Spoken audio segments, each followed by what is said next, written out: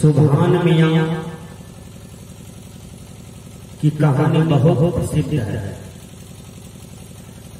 अनेकों संत महात्मा इसको मंच पर वर्णन करते हैं। सुभान मियां जी गांव के धनी मनी प्रतिष्ठित आदमी थे और सुभान मियां बहुत ईमानदार थे। इस्लाम धर्म में कुछ ऐसे इस्लामी लोग होते हैं, वो मर सकते हैं लेकिन ईमानदारी को नहीं छोड़ सकते हैं। कट्टरवादी होते हैं, ईमान के मतलब है एक पैसा किसी का बेईमानी नहीं करेगा, न ये पैसा किसी को बेईमानी करने देगा। ईमान बड़ा तगड़ा होता है। इंग्लिश के विद्वान ने कहा honesty is the best policy, अर्थात ईमानदारी सर्वोत्तम नीति है।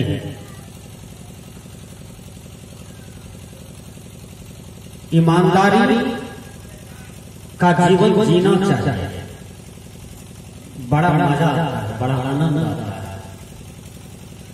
ईमानदारी आपको भय नहीं रहता है। भाई भाई के बीच में ईमानदारी है तो दोनों भाई में बोलचाल होता है। गोतनी गोतनी में ईमानदारी है तो दोनों में बोलचाल होता है। पड़ोसी पड़ोसी में ईमानदारी है तो दोनों में बोलचाल होता है। नेता नेता में ईमानदारी है तो नेता नेता में बोलचाल होता है। साधु साधु में ईमानदारी है तो साधु साधु में बोलचाल होता है। यदि साधु साधु में ईमानदारी नहीं है तो दोनों रास्ते से चले जाएंगे, लेकिन कोई किसी को सहायता नहीं करते हैं। जय गुरु भी नहीं बोलना चाहते हैं, काहे वहां ईमानदारी गड़बड़ है, इसलिए बोलना अच्छा नहीं लगता है। तो सुभान मियां बहुत ईमानदार आदमी थे। गांव के धनी मनी लोग थे, सब कोई आदर करते थे, कदर करते थे उनको। गांव के कुछ युवक ने कहा कि ड्रामा करेंगे, चंदा चिट्ठा किया, चंदा चिट्ठा जमा हो। चंदा चिट्ठा जब जमा हुआ, सारी व्यवस्था किया गया। अवधेश बाबू का पंडाल लगा, साउंड आया, मंच लगा। लोगों की बड़ी भीड़ हो गई पंडाल में देखने के लिए। यहां लोगों की भीड़ है, अवधेश बाबू भोजन भी दे रहे हैं, मीठा भोजन है, नमकीन भोजन है। जिसको जो खाना है खाइए और प्रभु का नाम लीजिए, गुरु का नाम लीजिए। लेकिन फिर भी लोगों की यहां पर उपस्थिति नहीं है। लोगों की भीड़ कहां होती है? देखे हैं आज घर घर एलईडी टीवी में लोग रात दिन चिपके हुए रहते हैं, सिनेमा में चिपके हुए रहते हैं। हमारे पूर्णिया चलिए वहां 4 स्टार हॉल है। पुराने लोग कहते हैं कि अमिताभ बच्चन ने उसको बनाया था। उस हॉल में बहुत भीड़ होती है फिल्म देखने के लिए। वहां टका लगा के लोग फिल्म देखते हैं ना, समय भी बर्बाद होता है, टका भी खर्चा होता है। अब फिल्म देख करके निकलते हैं तो मुंह बानर जैसा होता है, कहीं कुछ नहीं। परिणाम में कुछ है, लव से लग गया। तो 4 स्टार जो सिनेमा हॉल है उसमें भीड़ होती है। एक भालू वाला आ जाए तो वहां लोगों की भीड़ हो जाए। ताश खेलने के लिए मचान पर बैठ जाइए, वहां लोगों की भीड़ हो जाए। बंदर का नाच वाला आएगा, बंदर नचाने के लिए वहां भीड़ हो जाएगी।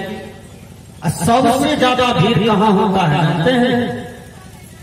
किसी लड़का को लड़की बना दीजिए, उसको डांस कराइए बाहर, वो दुगली लिखते पर देखिए 500 फेंकेगा, 2000 फेंकेगा, 100 फेंकेगा, 50 फेंकेगा।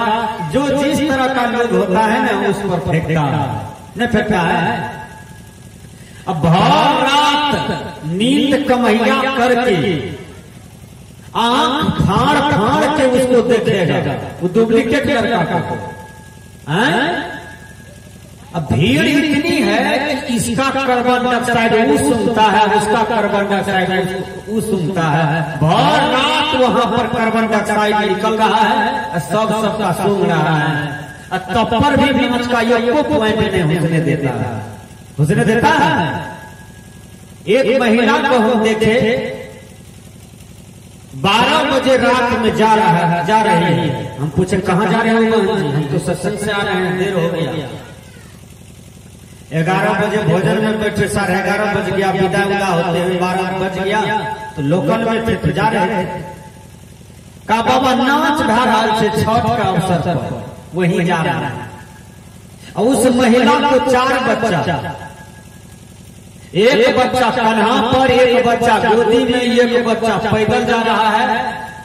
एक सबसे बड़ा बच्चा आगे आगे है जो पैदल जा रहा था। बच्चा बच्चे तरह बोलेगा चलेगा, उसको 10 फुटका मारे महिला कि जल्दी चल सीट ले लेते, कोई पाछू बैठ के मजा आते देखे। विचार कीजिएगा तो नाच में लोगों की कितनी भीड़ होती है। देखिए उसी तरह से युवक लोग जो है नाच का प्रोग्राम रखा। सुभान मियां गांव के धनी मुनि प्रतिष्ठित आदमी थे। दादाजी जान करके उसको निमंत्रण दिया। युवक लोगों ने कहा, हो दादा तोरा आगे में कुर्सी लगाए देबो, तू बैठल रहिया, तू रहबो तो तोरा भाई सबको मानते, कोनो प्रकार का बात नहीं है। आगे में कुर्सी लगा दिया। बेसिया स्टेज पर आती है, बेसिया गाना शुरू करती है। क्या सुभान तेरी बतिया जान गई राम। सुभान मियां जी सोचते हैं कि कौन सी बात ही जान गई, मंच पर बोल देगी तो प्रतिष्ठा समाप्त हो जाएगा। हुआ क्या था वो जानते हैं? सुभान मियां जी को पेट खराब था। अब उसका पेट खराब था, उस समय लेटरिन रूम नहीं बना था, लेटरिन रूम का विकास नहीं था, इतना जनसंख्या भी उसका नहीं था, इतना गंदगी कचरा भी रोड पर पहले नहीं होता था। लोग 1 किलोमीटर, 2 किलोमीटर, 3 किलोमीटर लेटरिन जाते थे, मैदान जाते थे। मैदान का मतलब होता है 1 किलोमीटर दूर में जाकर के कचरे को बाहर निकालना, इसी को मैदान कहते हैं। तो पेट खराब था, बूढ़ा आदमी था, लड़खड़ा गए लेटरिन करने के लिए। पका पेड़ गिरा हुआ था। जिभिया की लोग को नहीं रोक पाते हैं सुभान जी, टट्टी भी करते गए और पकड़ का बेर भी उठा के खाते गए। बेसिया कहती है, सुभान तेरी बतिया जान गई राम। सुभान जी सोचते हैं कि वही बात नहीं बोलते कि जो हम 12 बजे दिन में किए हैं। सुभान जी क्या करते हैं? 7,000 रुपया वाला अमेरिका से साल भेजा था उसका बेटा, वही साल दे दिया। कहा नहीं कुछ कहना। बेसिया को मिला, मुंह पर इशारा किया, पूछो मत कहो मेरे बारे में। बेसिया क्या करने गई इसके बाद? इसके अंदर में कौन सी बात है? वो तो अपना गाना शुरू किया था। फिर बेसिया दूसरी कड़ी में कहती है, सुभान तेरी बतिया कह दूंगी राम। सुभान जी क्या करते हैं? सोना की अंगूठी निकाल के बेसिया को दे दिया। कहा अब नहीं कहना, तो सोनो दे दिए। तो फिर तीसरी कड़ी में बेसिया उछल के कहती है, सुभान तेरी बतिया कह रही हूं ना। सुभान जी सोचते हैं कि ये नहीं मानेगी, ये कहिए देगी। हम इसको इनाम पर इनाम दे रहे हैं। सुभान जी किया क्या, बेसिया की हाथ से माइक छीन लेते हैं और कहते हैं कह राम कह दूंगी राम जान गई राम। आए दोगली क्या कहोगे तुम यही नहीं कहोगे कि सुभान जी 12 बजे दिन में लेटरिन भी कर रहा था और पकल बैर भी गा रहा था, यही नहीं कहोगे? तो देखिए बुरे कर्मों से चित्त अशांत होता है और सदकर्मों से चित्त शांत होता है। बुरे कर्म से व्यक्ति नरक में जाते हैं और सदकर्म से व्यक्ति स्वर्ग में जाते हैं। प्रश्न खड़ा होता है कि स्वर्ग कहाँ है और नरक कहाँ है? स्वर्ग भी यही है और नरक भी यही है, दोजख भी यही है, जन्नत भी यही है, वो कहीं ऊपर नहीं है। कुछ आदमी का कह नहीं ये यहाँ पर नहीं है, ये तो ऊपर में है। ऊपर में किसी ने आज तक स्वर्ग नरक देखा है? हाथ उठा के बोलिए तो देखे हैं कोई आदमी? इसलिए झूठ बात नहीं बोलना चाहिए मंच पर और झूठ बात का प्रचार प्रसार नहीं करना चाहिए। हाँ नरक आपने देखा है, हाँ स्वर्ग आपने देखा है, कहाँ पर? इसी मृत्यु लोक में, इसी पृथ्वी पर, इसी धरती पर। विचार कीजिए वो नरक क्या है, वो स्वर्ग क्या है, मैं बता देता हूं, स्पष्ट हो जाएगा। एक लड़का सेठ के यहाँ आया नौकरी के लिए और उसी गांव में 2 आदमी मर गया था, एक ही दिन 2 आदमी मर गए डेट करके। सेठ के पास एक नौकर और आया नौकरी के लिए, 2 लड़का आया, एक का नाम है सुधांशु, एक का नाम है दिव्यांशु। सुधांशु को भेजता है कि तुम जाओ जहां पर मंडल का लाश है, देखो वो मंडल जी नरक में गए हैं, स्वर्ग में गए हैं। सुधांशु आया और मंडल जी के पुत्र से पूछता है कि आपका पिताजी स्वर्ग में गया है कि नरक में गया है, थोड़ा हमको बताइए।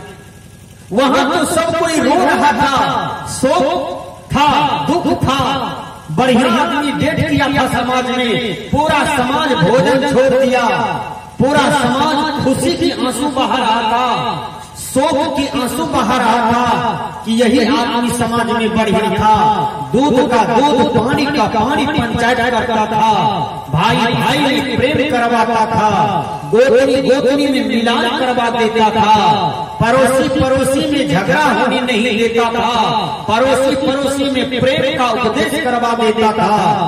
आओ यही आदमी समाज का सूर्य था, यही आदमी समाज का दीपक था।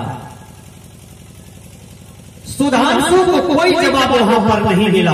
फिर सुधांशु जाता है, बगल में एक मेहता जी डेट किया था, मेहता जी के बड़े बेटा से पूछते हैं सुधांशु कि आपका बाबूजी नरक में गया कि स्वर्ग में गया? तो उसने भी कोई जवाब नहीं दिया। सुधांशु आया सेठ जी के पास, कहा सेठ जी पता नहीं चलता है कौन नरक में गया कौन स्वर्ग में गया। कहा ठीक है कुर्सी पर बैठो बैठे। फिर सेठ जी दिव्यांशु को भेजता है, देखो बेटा हमारे गांव में एक ही दिन 2 आदमी डेट किया है, कौन स्वर्ग में गया कौन नरक में गया, तुम पता लगा करके आओ, तुमको हो नौकरी में रख लेंगे। दिव्यांशु दिमाग का तेज था, इसलिए मैं बार बार निवेदन करता हूं कि आप लोग सत्संग में आते हैं ना, तो जवान बेटा को जवान बेटी को भी लाइए सत्संग में। क्यों? जवाने बेटा बेटी बिगड़ता है, नहीं बिगड़ता है? भिखारी साहब बार बार कहते थे, अरे भक्ति न कैला जवानी में तो तोहर अकील जैसा चुल्हानी। जवानी में ही सद्बुद्धि का धारण करना चाहिए, जवानी में ही सत्संग करना चाहिए, जवानी में ही भक्ति करना चाहिए, जवानी में ही ध्यान मार्ग में उतरना चाहिए और जवानी में ही सेवा करना चाहिए, जवानी में ही अच्छा लक्ष्य को चुन कर कुछ बनना चाहिए। जवानी एक बहुत बड़ी साधन है, इसलिए जवानी को विषय में, भोग में, प्रपंच में बर्बाद न करें, जवानी को आबाद करें। देख लीजिए, दिव्यांशु जाता है और जब जाता है तो मंडल के लाश के पास नेता लोग भी रो रहे थे, साधु महात्मा भी रो रहे थे और पूरे समूचा गांव के लोग उस लाश के पास रो रहे थे। उसने चुपचाप डायरी में लिख लिया कि मंडल जी स्वर्ग में चला गया। दिव्यांशु किसी से नहीं पूछा, एक आंकड़ा उठा लिया, एक अनुभव उठा लिया और डायरी में लिख लिया कि मंडल जी स्वर्ग में गए। फिर मेहता जी के लाश के पास जाता है, वहां पर सब कोई थूक फेंक रहा था। क्यों? क्योंकि उसने परिवार को भी सताया था, समाज को भी सताया था, देश के प्रशासनिक लोगों को सताया था, देश को नेतृत्व करने वाला नेता लोगों को सताया था, कल्याणकारी प्रवचन करने वाले साधु संत को भी उसने गाली दिया था। वही आदमी मर गया, वहां सब कोई थूक फेंक रहा था। दिव्यांशु डायरी में लिख लिया कि मेहता जी नरक में चला गया और सेठ को आकर के बता दिया, सेठ जी मंडल जी स्वर्ग में गया और मेहता जी नरक में चला गया। सेठ ने पूछा, तुम कैसे जान गया बेटा? कहा, मंडल जी के लाश के पास सब कोई रो रहा था और सब कोई उनका अच्छाई का चर्चा कर रहा था, उनका वर्णन कर रहा था, इसलिए हमको अनुभव हुआ कि यह स्वर्ग में गया है। और मेहता के लाश के पास सब कोई थूक फेंक रहा था, सब हंस रहा था और कोई वहां रोने वाला भी आदमी नहीं था, न तो परिवार के लोग, न तो घर कुटुंब, न तो समाज, न तो अगल बगल पंचायत के कोई आदमी। हम समझ गए कि यह आदमी नरक में गया। तो कारण से व्यक्ति नरक में चला जाता है और कर्म से ही व्यक्ति स्वर्ग में चला जाता है, यही तो उनका पहचान है। इसलिए स्वर्ग और नरक का भोग यहीं पर होता है। नरक किसने भोगा जानते हैं? चलिए महाभारत की ओर। आपकी आंख से आंसू गिर जाते हैं, भीष्म पितामह को बाण मार देते हैं। कौन? अर्जुन। बहुत बाण मारा, समुच्चा शरीर में बाण मार दिया और भीष्म पितामह जमीन पर गिर जाते हैं। जब जमीन पर गिर जाते हैं तो विचार कीजिएगा, जमीन पर गिर गया, भीष्म पितामह कहते हैं, मुझे पानी दो बेटा, पानी दो बेटा। अरे आर्य पुत्र, तुम मुझे पानी दो बेटा। एक बाण मारा, तुरंत पानी निकल गया। कहा, बेटा तकिया दे दो, बाण का तकिया दे दिया। भीष्म पितामह सोए हुए हैं, उसी तीर के सज्जा पर सोए हुए हैं। और भीष्म पितामह को जब 10 दिन बीत गया, 15 दिन बीत गया, 18 दिन बीतने वाला था, तब भीष्म पितामह को समूचा शरीर में घाव हो गया, पिल्लू हो गया, पीप हो गया। और जितने पिल्लू उसको खाता था भीष्म पितामह को, और भीष्म पितामह चिल्लाते थे, तड़पते थे कि हे भगवान, हे परमात्मा, मेरा कौन सा कर्म का चूक है जो आज मुझे ये सूल कांटे की तरह मेरे शरीर में भोग आया है। हे ईश्वर, हे खुदा, हे अल्लाह, हे परमात्मा, मैंने कौन सा बुरा कर्म किया जो आज हमारे सामने में प्रकट हुआ है। भगवान कृष्ण को याद करते हैं, रोते रोते भीष्म पितामह। जैसा अर्जुन मन में ठाना वैसा दरस दिए भगवान। आप लोग भी मन में जिस प्रकार से भक्ति करते हैं ना, उसी प्रकार से आपके जीवन में फल आता है, उसी प्रकार से आपके जीवन में रिजल्ट आता है। जो जैसा भक्ति करता है उसके लिए वैसा रिजल्ट सामने में आता है। विचार कीजिएगा, भीष्म पितामह के पास भगवान कृष्ण जाते हैं। भगवान कृष्ण मुस्कुराते हैं, पितामह आपने याद किया? कहा, हाँ भगवान मैंने याद किया। मेरे शरीर में देखो ना पूरा पिल्लू हो गया, पीप है, बहुत दर्द करता है, मुझे बहुत कष्ट हो रहा है और मेरा प्राण भी नहीं निकलता है। हे कृष्ण, मेरा कौन सा कर्म का चूक है जो